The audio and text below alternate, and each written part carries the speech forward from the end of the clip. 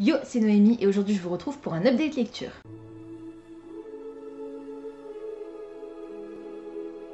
Je vais partager avec vous mon avis concernant les 7 premières lectures que j'ai faites dans le cadre du Pumpkin Autumn Challenge. Je vais essayer de vous les donner dans l'ordre. Le premier menu c'était Automne frissonnant et la première catégorie, je suis Médée, vieux crocodile, pour laquelle les mots-clés étaient trahison, horreur, policier, thriller, épouvante. Et pour ça j'ai lu Thornhill de Pam Smith aux éditions Rouergue. Juste déjà l'objet livre, il est incroyable. On a des pages entières de texte. Et ensuite on a des pages entières d'illustrations. Il est juste incroyable. Je lui ai mis 18 sur 20 sur Livre Addict et 5 étoiles sur Goodreads. C'est une lecture que j'ai adorée et je m'attendais pas du tout au sujet qui était traité dans cette histoire. Du coup, je vais pas vous dire de quoi ça parle exactement. Tout ce que je peux vous dire, c'est qu'on va faire la connaissance d'une jeune fille qui emménage dans une maison à côté d'un ancien pensionnat qui est totalement en ruine et abandonné. Ce pensionnat, c'est Thornhill. Et la nouvelle petite voisine va commencer à avoir une jeune fille qui erre un petit peu dans le jardin du pensionnat et elle va essayer de se rapprocher d'elle pour devenir son amie. Je vais pas vous en dire plus. C'est un roman qui est extrêmement angoissant, prenant. Il fout la chair de poule, clairement. J'ai énormément aimé l'ambiance de ce texte, de ces illustrations qui font grave flipper. Je peux pas vous en dire énormément plus parce que je peux pas concrètement vous parler de l'histoire, sinon ce serait vous spoiler parce que le résumé ne dit pas exactement le sujet qui est traité dans ce roman et c'est tant mieux parce que le fait de le découvrir en commençant à lire, ça prend une autre dimension je trouve et c'était vraiment génial, je vous le conseille de tout cœur. La deuxième catégorie du menu 1 c'était les chimères de la Sylve Rouge et les mots-clés étaient gothique, vampire, créature de la nuit, macabre, ténèbres. J'ai lu Cadavre haché, vampire fâché, une enquête 100%, le premier tome des tribulations d'Esther Parmentier, sorcière stagiaire de Maëlle Dessart aux éditions Rajo. Je me suis bidonnée avec cette lecture, c'est un truc de dingue. Là encore, je lui ai mis 18 sur 20 sur Livre Addict et 5 étoiles sur Goodreads. Je ne le savais pas avant d'entrer dans l'histoire, mais ça se passe à Strasbourg. Alors déjà, ça marquait des points de base, mais alors l'autrice enchaîne les vannes. À un moment au début, je me suis dit, ça va être un peu lourd, c'est peut-être un peu trop. Le fait que ce soit rigolo, ok, c'est bien, mais au bout d'un moment, voilà. Et en fin de compte, je me suis dit ça une fois au début et après, mais j'ai rigolé, j'en pouvais plus. C'était fantastique. Dans cette histoire, on va rencontrer Esther qui est stagiaire dans une entreprise, je crois, de communication, je sais plus trop, à Strasbourg. Donc, elle vient de débarquer à Strasbourg depuis quelques semaines. Elle est bretonne à l'origine. Et elle va tomber sur une scène de crime. Donc, la police est déjà là, a déjà encerclé le périmètre. Et au moment où elle va tomber sur cette scène de crime, elle va être repérée par un flic assez particulier et un agent de sécurité qui vont se rendre compte qu'il y a un truc étrange avec elle et en fait on va découvrir qu'elle a des pouvoirs magiques, que c'est une sorcière malheureusement dans l'échelle de puissance des sorcières qui je crois va jusqu'au niveau 80. Elle est niveau 2. Donc elle a des pouvoirs mais genre les pouvoirs les plus nuls qui soient quoi, c'est vraiment le bas de gamme de la sorcière.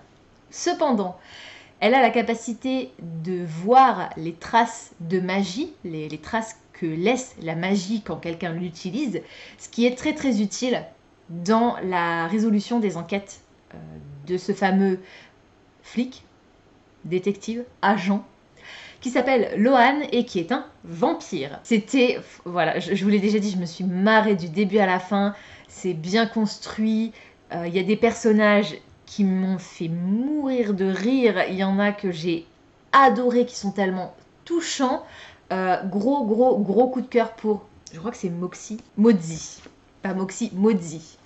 J'ai adoré ce personnage. Oh là là, il est juste incroyable. C'est touchant.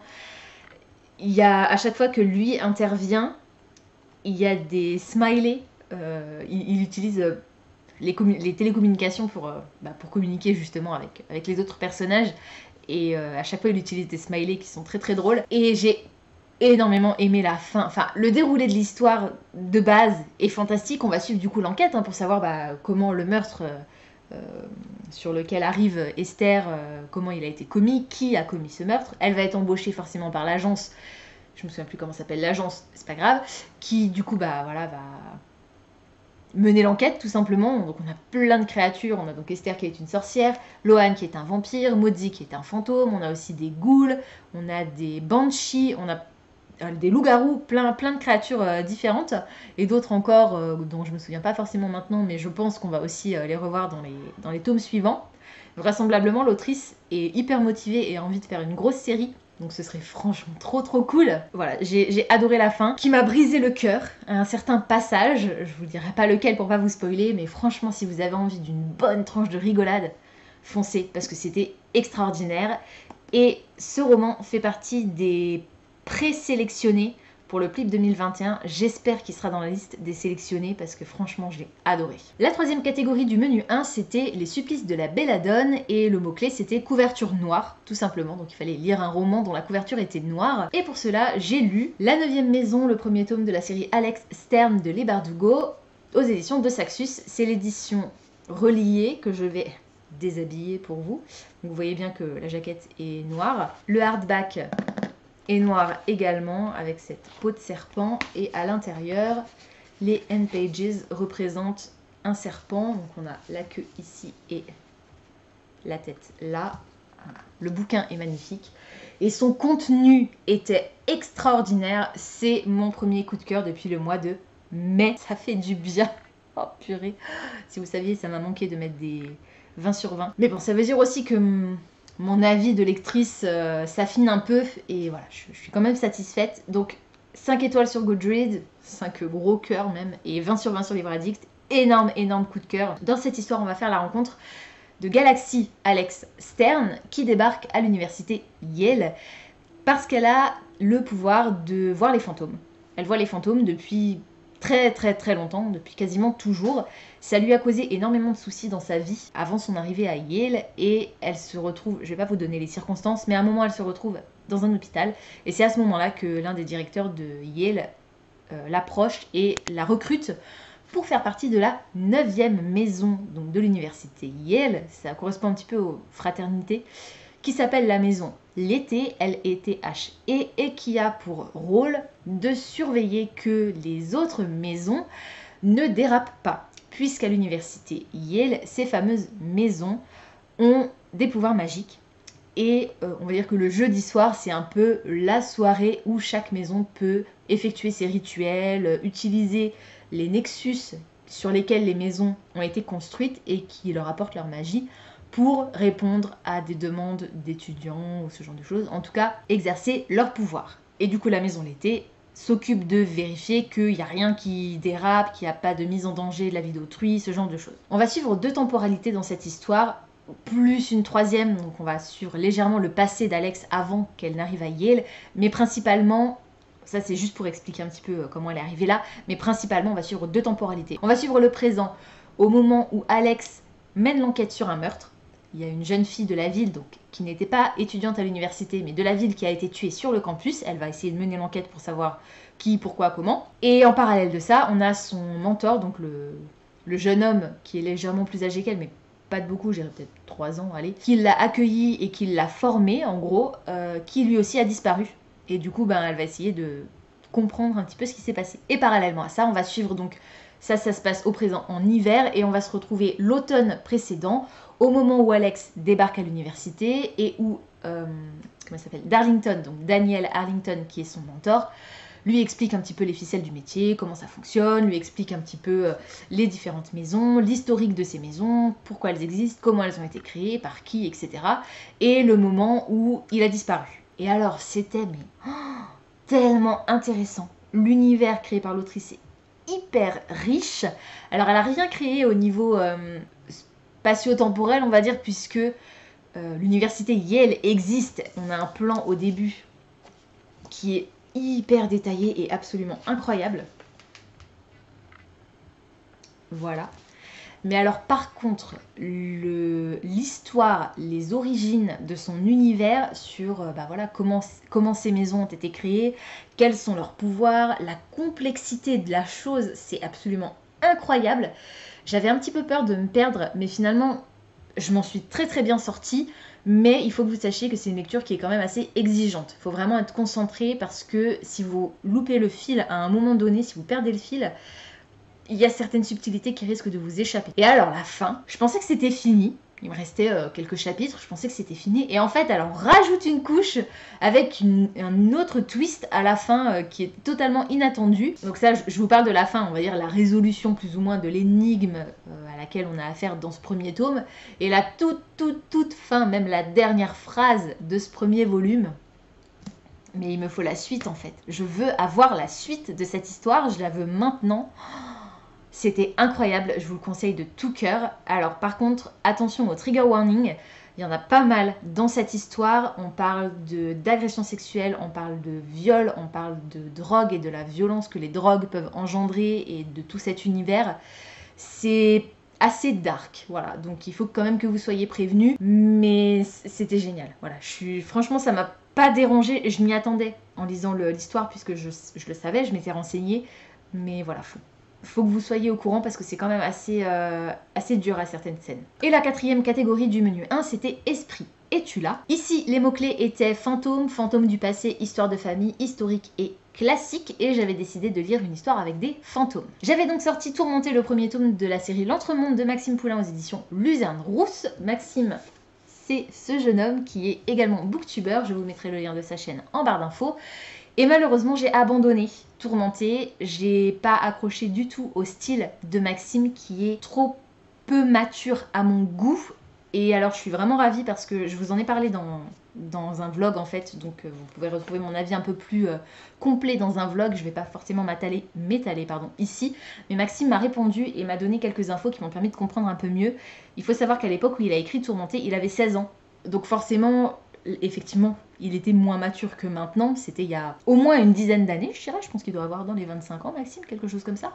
Donc voilà, ça se comprend. Et pareil, au niveau du comportement de son personnage, j'ai eu quelques infos supplémentaires. Donc je vous invite vraiment à aller voir les commentaires sous mon premier vlog, mon premier weekly reading vlog. La première partie ou la deuxième partie, je ne sais plus. Parce que voilà, j'échange un petit peu avec Maxime autour de ça. Donc c'est vraiment sympa de sa part d'avoir pris le temps de me répondre et de répondre à mes commentaires en fait tout simplement sur son livre. Comme je disais, ce n'est pas parce que je n'ai pas aimé ce premier tome, enfin la partie que j'ai lue, je crois que je me suis arrêtée autour des 100 pages, un petit peu avant la centaine de pages il me semble, que je lirai pas ses autres écrits. Pour le coup, la suite, je vais pas forcément m'y intéresser parce que n'ayant pas vraiment lu en entier le tome 1, je risque de pas comprendre certaines choses dans le tome 2 et 3 qui ont été écrits plus récemment et donc la plume doit être plus mature. Par contre, s'il sort une nouvelle série ou un one-shot ou ce genre de choses, forcément je m'y attarderai parce que j'apprécie Maxime en tant que personne, ses vidéos sont extraordinaires, c'est quelqu'un qui est très entier. Voilà, donc ça l'a pas fait pour celui-ci, mais peut-être qu'à l'avenir, j'aurai la chance de retomber dans une de ces histoires. Du coup, il me manquait un roman pour compléter cette catégorie et je m'en suis rendu compte seulement après, mais ma lecture audio du mois de septembre peut compter dans cette catégorie. J'ai lu La Fraternité de l'Anneau, le premier tome du Seigneur des Anneaux de J.R.R. Tolkien aux éditions Audiolib du coup, puisque c'était en livre audio via Audible. Alors, je vais pas vous en dire grand chose, je vais pas vous faire l'affront de vous résumer le premier tome du Seigneur des Anneaux parce que on a autre chose à faire, vous et moi. Et puis, je pense que tout le monde connaît plus ou moins l'histoire. Par contre, ce que je peux vous dire, c'est que je lui ai mis 19 sur 20 sur Livre Addict et 5 étoiles sur Goodreads. J'ai adoré du début à la fin. Le seul petit truc qui m'a dérangé n'est pas lié au roman en lui-même, ni à l'écriture de l'auteur, mais à la traduction qui en a été faite, parce que du coup, il y a certains noms de personnages et certains noms de lieux qui changent. Ça m'a dérangé. Et il y a juste la fin aussi qui m'a laissé un petit peu dubitative, mais ça c'est par rapport à l'histoire. Par contre, c'est pour ça que la note n'est pas maximale, parce que la fin, je sais pas, je trouve qu'elle laisse en suspens quelque chose qui devrait être clôturé à ce moment-là, je sais pas. Je saurais pas vraiment vous l'expliquer. Dans les films, c'est plus ou moins pareil, mais en fait, c'est simple. Le Seigneur des Anneaux a été écrit à la base pas comme une trilogie. Il a été écrit à la base comme un tome unique, puis divisé en 3 parce qu'en étant un tome unique, c'était indigeste, en gros. Donc forcément, la fin du tome 1 s'arrête à un moment qui normalement a une suite directe. C'est ça en fait mon problème. C'est le seul point négatif qui me fait dire que c'était pas un coup de cœur quoi. Donc bon. Je pense que vous connaissez l'histoire si vous n'avez jamais lu les livres mais que vous avez vu les films, vous connaissez. Alors ce que je trouve extraordinaire, ça n'a pas joué dans ma notation puisque je notais pas le film mais le livre, c'est que le film est extrêmement fidèle au niveau du texte. En tout cas, je précise pour les puristes qui me diront mais qu'est-ce qu'elle raconte celle-ci, en tout cas au niveau des éléments qui ont été conservés dans le film. Parce qu'il y a une grosse partie du livre qui a été abandonné et laissé de côté parce que sinon c'était pas possible, on pouvait pas faire un film qui durait 20 heures. Mais je trouve que les éléments qui ont été conservés pour être intégrés au film sont extrêmement fidèles au livre, dans la façon dont c'est raconté, dans les dialogues même, il y a certaines répliques qui reviennent quasiment mot pour mot et j'ai trouvé ça vraiment fun. L'autre chose qui ne transparaît pas par contre dans le film par rapport au livre, c'est que entre le moment où Frodo quitte la comté et le moment où ils arrivent vers la fin là, du premier tome, du premier film, au moment où ils sont attaqués par les orques et au moment où la communauté se sépare parce que Frodo va partir de son côté avec Sam pour emmener l'anneau à Mordor, il se passe plusieurs années. Et dans le film, ça transparaît pas du tout. Mais dans le livre, c'est clairement dit qu'à chaque fois qu'ils font une halte quelque part, dans la forêt de Lorien ou bien à Fontcombe, il se passe plusieurs mois, enfin plusieurs semaines, plusieurs mois, et au final on se retrouve avec des années de parcours. Et ça transparaît pas dans les films, mais j'ai adoré la façon dont c'était relaté dans l'histoire. Le menu 2, c'est le menu automne, douceur de vivre, et la première catégorie, c'était il fait un temps épouvantail, et les mots-clés étaient Halloween, Samhain, automne, et j'avais un petit peu triché parce que j'étais pas certaine d'avoir des romans qui se déroulaient à Halloween ou en automne. Du coup, j'avais sorti un roman dont le titre reprenait ce mot, L'automne des magiciens, le premier tome La fugitive d'Hélène Pémerel aux éditions Bragelonne. Je l'ai annoté et j'ai adoré ma lecture. Énorme coup de cœur là encore. J'ai trouvé que les personnages étaient fantastiques, que l'ambiance était fantastique, que l'histoire était fantastique. D'ailleurs, je vais vous dire un petit peu de quoi ça parle avant d'aller plus loin. On va suivre Octaviane qui vient d'avoir 16 ans et qui se retrouve embarquée dans un mariage forcé par sa sœur qui est la reine. Et elle va s'enfuir tout simplement parce qu'elle ne veut pas de ce mariage, donc elle va s'enfuir. Sur sa route, elle va rencontrer plusieurs personnages et elle a sa sœur, donc la reine, qui est à ses trousses. Je vais pas aller plus loin. On va rencontrer notamment un personnage qui s'appelle Adalgis, qui est un homme lion, et comme je vous l'avais déjà mentionné, moi on m'a parlé d'un homme lion, j'ai tout de suite pensé au magicien d'Oz, mais alors en fait, rien à voir. Adalgis est tellement intéressant comme personnage, c'est un personnage qui a été créé grâce à la magie pure, on va dire, enfin la magie pure, grâce à la magie qui a été pervertie, voilà, et j'ai trouvé son personnage extrêmement complexe. J'ai trouvé que Octaviane était hyper forte pour une jeune princesse de 16 ans qui a été relativement préservée, on va dire. Elle sait se battre en fait, déjà physiquement, et même mentalement, elle a un mental mais d'acier, c'est impressionnant. Elle sait ce qu'elle veut, elle sait surtout ce qu'elle ne veut pas, et elle n'a pas peur de s'enfuir, même si elle est consciente des risques. Voilà, j'ai trouvé génial. Je trouve que le déroulé de l'histoire est fantastique, et alors la plume de l'autrice, c'est son premier roman. Mais alors, j'ai assisté à des scènes, la façon dont c'était raconté, c'était juste extraordinaire, quoi. Il y a pas mal, alors je vous le dis parce que je sais que ça peut rebuter certains, il y a pas mal de scènes de sexe que j'ai trouvées extrêmement bien écrites, très sensuelles, très belles, limite poétiques. Peut-être pas, j'exagère peut-être un peu, mais voilà, c'est pas juste du cul pour du cul, quoi. C'est la façon dont c'est raconté, j'ai trouvé ça beau en fait, tendre et plein d'amour à chaque fois, donc c'était vraiment chouette. Et chaque début de chapitre est ponctué par une citation que l'autrice a inventée elle-même et qui est issue de son univers, soit d'un livre qui est mentionné ou d'une personnalité issue de l'univers qui a dit un jour cette phrase. Et ça, c'était aussi hyper beau et hyper intéressant. C'est bourré d'informations sur l'univers en fait qu'a créé l'autrice, et j'ai trouvé ça génial. Elle maîtrise son roman et son univers à la perfection, c'était fantastique, et là encore je vous le conseille de tout cœur. La deuxième catégorie du menu 2, c'était siroter un chocolat chaud à la cannelle sous les saules, et ici les mots-clés étaient anthropomorphisme, enfance, feel good et cocooning. Tout à l'heure je vous ai dit que c'était en septembre Le Seigneur des Anneaux, mais en fait non, c'était ma lecture audio d'octobre, puisque ma lecture audio de septembre, c'était celle-ci. Le parfum du bonheur est plus fort sous la pluie de Virginie Grimaldi aux éditions Fayard, donc Audiolib pour la version audio, qui est un roman feel good de Virginie Grimaldi. Voilà, j'étais obligée de prendre un roman de Virginie Grimaldi pour compléter cette catégorie. C'est le roman de l'autrice que j'ai le moins apprécié. Pour l'instant, je crois que je lui ai mis 14, il me semble, sur 20 sur Livre Addict, et ça doit représenter 4 étoiles sur Goodreads. On va rencontrer Pauline, qui va voir sa vie basculer du jour au lendemain parce que son mari la quitte tout simplement.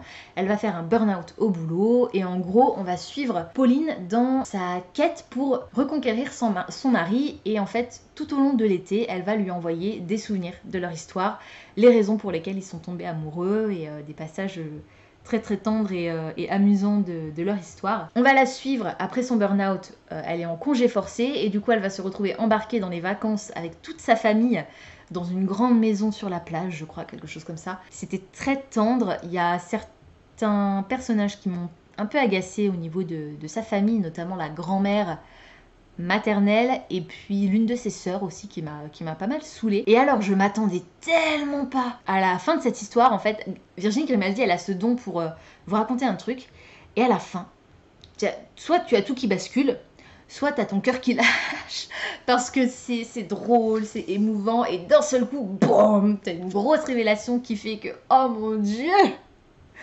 Voilà, donc c'était fantastique, et vraiment, je m'attendais pas du tout à ça, et le problème, c'est que je vais pas pouvoir vous dire de quoi ça parle sans vous spoiler, parce que je vous dis, j'en avais aucune idée, donc... c'est dommage parce que c'est un sujet qui est très très important, mais si je vous le dis, ça va vous spoiler complètement la fin de l'histoire. Donc voilà, si ça vous intéresse quand même de savoir et donc d'être spoilé, renseignez-vous ailleurs ou bien envoyez-moi un MP sur Instagram. Je répondrai sans problème sur Insta, et puis comme ce sera un message privé, vous serez les seuls à le voir parce que si je réponds dans un commentaire, les autres personnes sont susceptibles de le lire, donc voilà. Mais si vous voulez le savoir, n'hésitez pas à m'envoyer un MP sur Insta. C'est une lecture que j'ai faite très très rapidement parce que je vous l'ai déjà dit, mais quand j'écoute un livre audio, je lis en vitesse x2. Donc le roman est assez épais, mais c'est écrit très très gros, et du coup au niveau de la lecture, c'est allé très très très vite. J'en ai pourtant savouré chaque seconde, c'était extraordinaire, et puis comme d'habitude quoi, bourré d'humour, de tendresse, avec des surprises. Au niveau de la fin, non seulement on a cette fameuse grosse révélation au niveau du personnage principal, mais on a aussi des petites surprises en plus concernant certains membres de sa famille, et j'ai trouvé ça extraordinaire. C'est une belle histoire de famille. Voilà, j'ai beaucoup aimé. Et je vais terminer cette vidéo avec le livre qui m'a permis de compléter la première catégorie du menu 3. Le menu 3, c'est Automne des Enchantresses, et la première catégorie, c'était les rêves d'Aurore, les mots-clés étant militantisme et LGBTQI+. Et j'ai lu La saveur du printemps de Kevin Panetta et Savannah Ganucheau aux éditions Jungle. C'est un roman graphique, ou une BD, appelez ça comme vous voulez, dans les tons exclusivement bleus.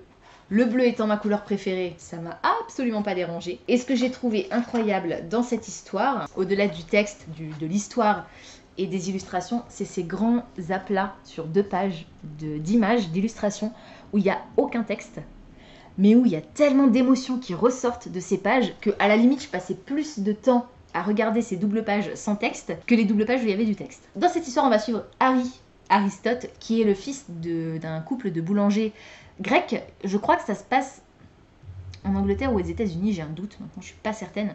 Peut-être plus aux États-Unis d'ailleurs. Leur boulangerie fonctionne qu'à un cas, on va dire. Ils ont pas mal de succès, les gens du coin apprécient leurs produits, mais c'est un petit commerce, ils ont du mal à garder la tête hors de l'eau, quoi. Donc ils doivent bosser d'arrache-pied pour maintenir leur commerce à flot.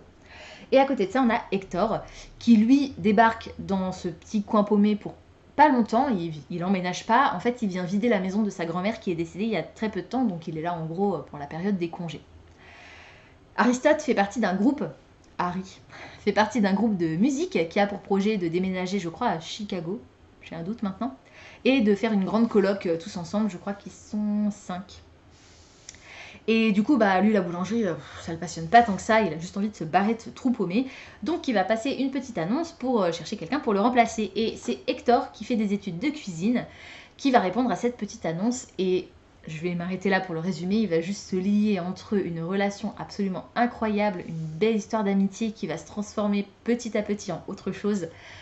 C'était génial. J'ai adoré ces 2 personnages. Il y a un personnage secondaire qui m'a beaucoup énervée, donc... Je pourrais même pas vous dire quelle note je lui ai mis parce que je ne l'ai pas encore passé dans Copile. Mais voilà, j'ai énormément aimé cette lecture. Je pense qu'on sera sur du 4 ou 5 étoiles. Je dirais qu'il aurait entre 14 et 16, je pense, sur Livre Addict. Je vous invite à regarder sur Goodreads et sur Livre Addict mon profil, enfin mes profils, pour voir la note que je vais donner. Voilà, j'ai trouvé que le trait du dessin est vraiment mignon, c'est assez rond, tout ce que j'aime. Le bleu, voilà, je vous ai déjà dit, c'est ma couleur préférée, donc forcément avec moi ça passe. Et puis, je sais pas, j'ai trouvé qu'il y avait une certaine intensité qui se dégageait de ces planches, au-delà, je vous dis, du texte qui n'a rien de vraiment particulier, quoi. Il n'y a rien de extrêmement tragique. Il y a un moment, un événement qui se déroule qui est un peu bouleversant, enfin assez triste et grave, mais les personnages réussissent à rebondir et la fin est très très tendre à l'image en fait du reste de l'histoire, donc c'était vraiment vraiment sympa et là encore je vous le conseille de tout cœur. Voilà, c'est tout pour aujourd'hui, j'espère que cette vidéo vous aura plu. Comme d'habitude, n'hésitez pas à me dire dans les commentaires si certains des titres que je vous ai présentés aujourd'hui vous intéressent, si vous les avez déjà lus et surtout ce que vous en avez pensé. N'hésitez pas également à me dire où vous en êtes dans votre Pumpkin Autumn Challenge, si vous y participez, quel est le dernier coup de cœur que vous avez eu dans vos lectures, je veux tout savoir. Pensez à vous abonner à la chaîne, à liker et à partager cette vidéo, ça me fera toujours plaisir. Pensez également à activer la petite cloche des notifications qui vous permettra de savoir quand je poste du nouveau contenu. En attendant de vous retrouver, je vous souhaite d'excellentes lectures et je vous dis à très bientôt dans une prochaine vidéo. Ciao!